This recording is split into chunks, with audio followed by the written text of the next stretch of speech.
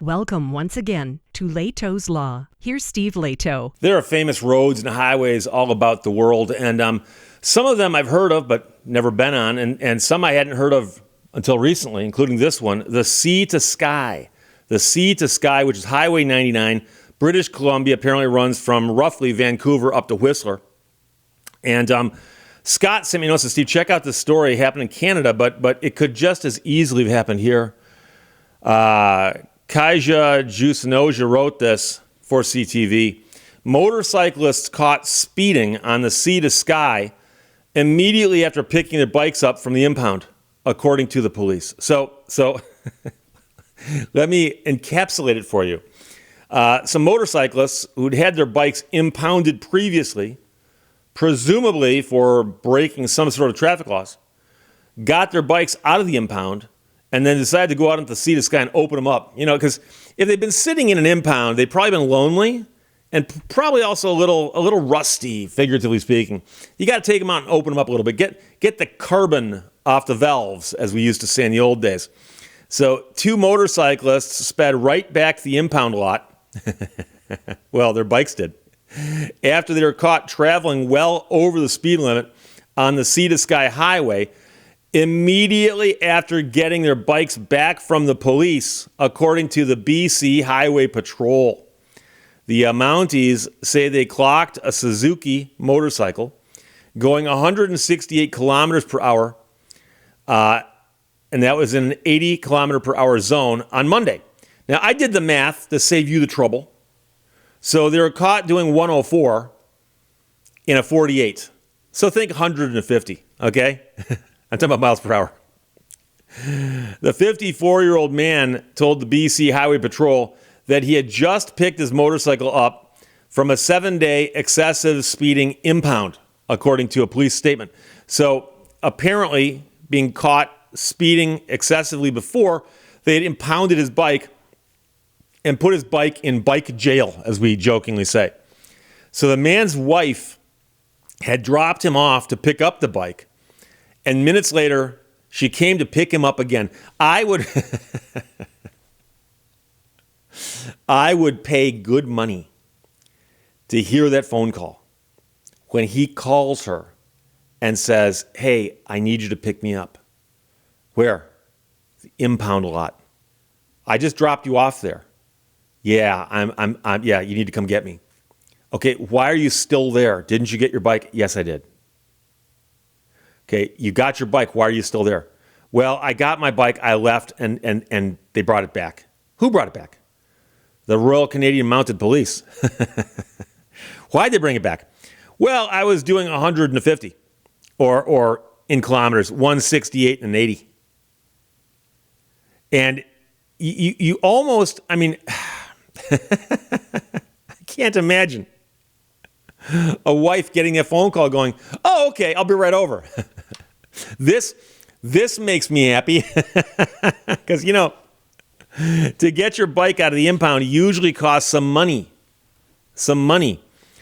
So the next day, in the same spot on Highway 99, which is the Sea to Sky, police say another man was caught doing 143 kilometers per hour, and he had also ridden straight from picking up his bike from the impound lot. Now, they do say it's a different guy. It was the same guy. You go, well, what? So he was doing 88 miles per hour. So not quite the 104 of the other guy, but 88 miles per hour. Both drivers were handed second excessive speeding tickets and had their bikes impounded yet again.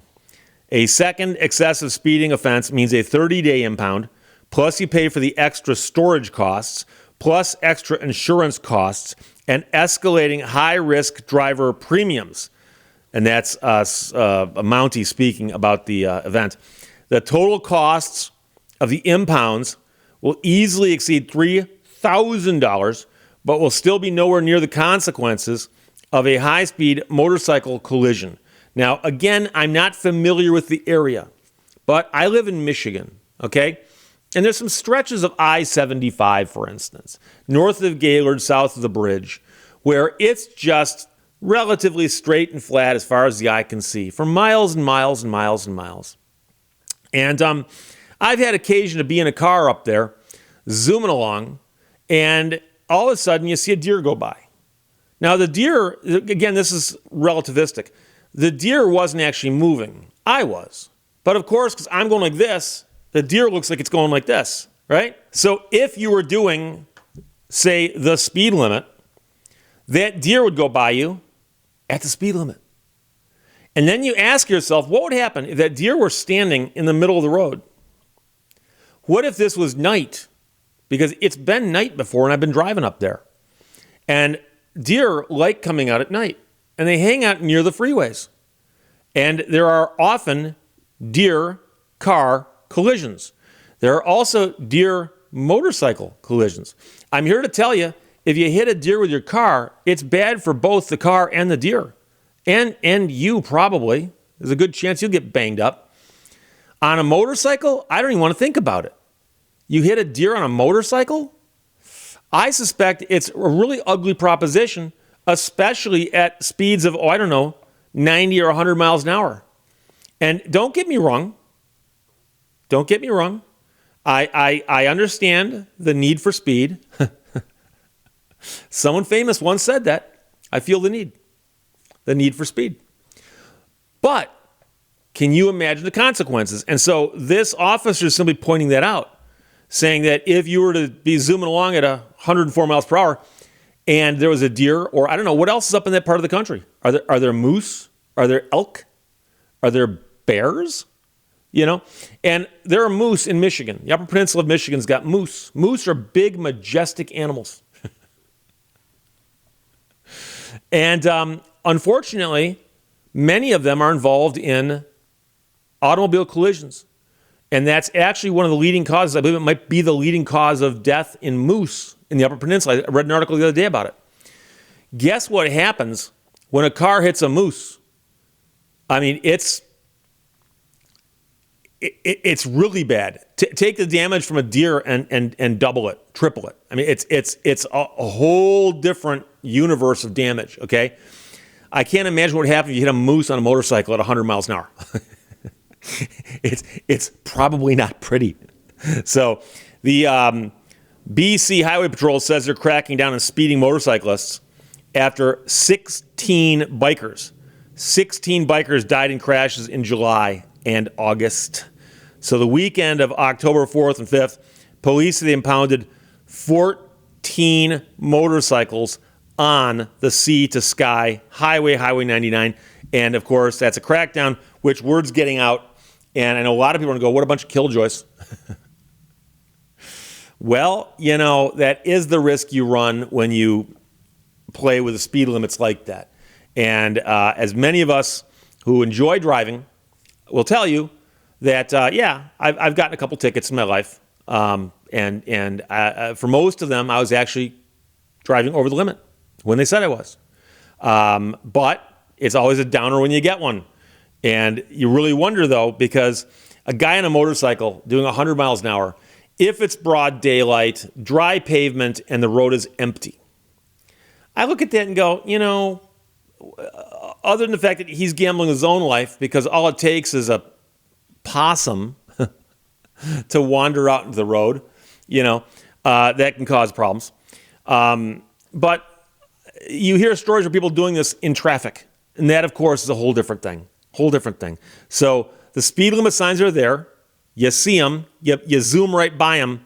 If you get caught, your bike's going to bike jail.